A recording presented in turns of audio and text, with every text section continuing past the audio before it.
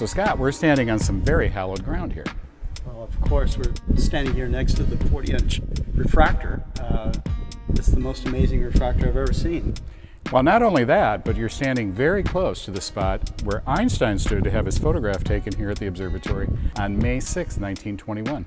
Well, I'm really honored to be here. You know, now it's almost 95 years after that, right? The telescope now is being used for a regular visual public observing program. That's correct. And that's maybe the first time ever, is that right? Well, there have been intermittent programs for the public over the years, very, very infrequent. Now we have a program that is many nights every month. It's available for public viewing. Wow, so that's an amazing opportunity, I think, for a lot of people.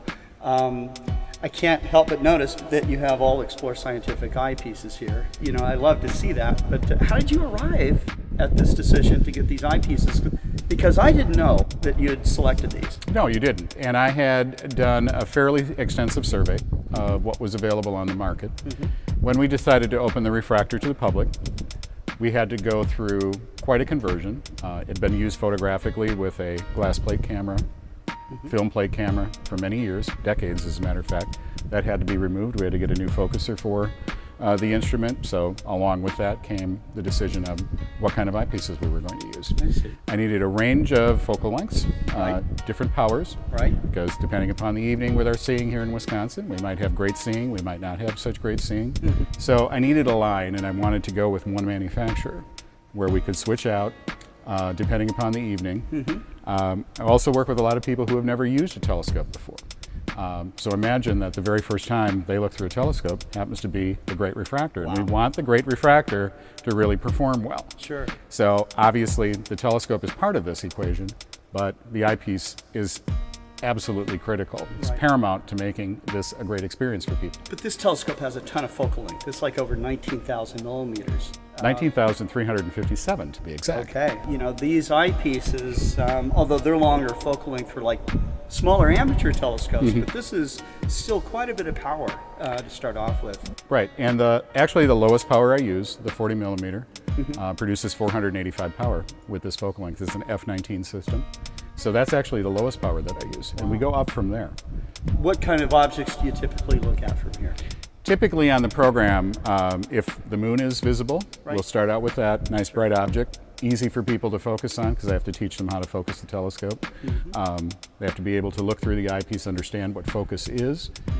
Then we spend a little time looking at lunar details, and usually moving on to some other solar system object. Hopefully we've got Saturn, Jupiter sometimes, you know, it depends upon the time of year, obviously. I can just imagine the reaction these people have when they look at the instrument. Spectacular. Yeah, yes. and I got to tell you, I'm really, we're humbled and we're honored that, that these people are looking through our eyepieces, but I think that the experience, no matter what, has just got to be kind of life-changing for some of these people as well. I think it is, especially when you're doing a public outreach program this extensive with a major instrument like this, and able to tell people about the history of the telescope. That this was Hubble's telescope for earning his PhD in 1917.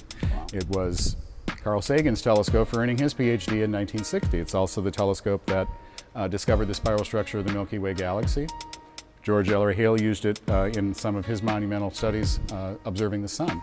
So we talk a little bit about that kind of history. We don't dwell on that because it's an observation program, but we give people a feel for exactly the type of instrument that they're looking through. Very historic, still very noteworthy, very usable, a great instrument that we brought back to life.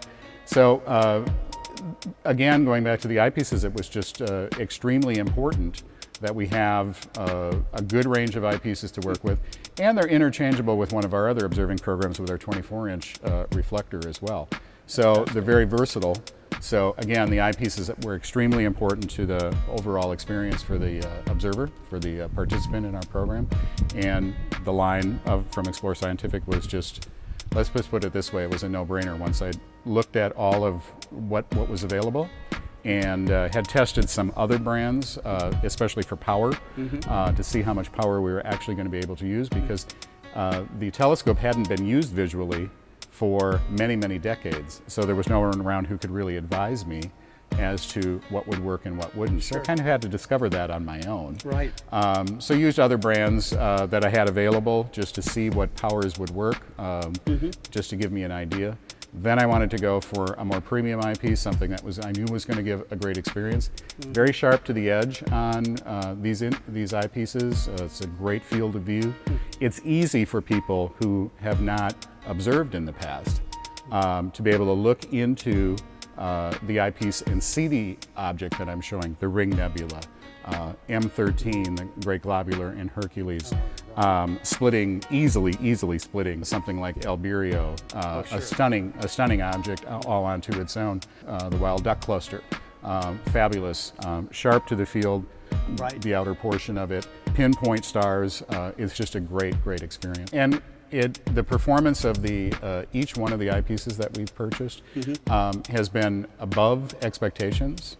And has been, of course, my visitors don't really know the difference because they haven't looked through a bad eyepiece. Sure. They're looking through great eyepieces with a great telescope. So it's all about the presentation of the instrument. Spoiled. Well, yeah, they're automatically spoiled. As I have been saying, it's like learning how to drive with a Lamborghini or a Ferrari or something like that, equivalent. Starting out, you're observing, very first celestial observing with the 40-inch refractor. Is a pretty big step for most people to take. Again, I'm very honored. Our company's very honored to be part of this, and thanks very much. You're welcome.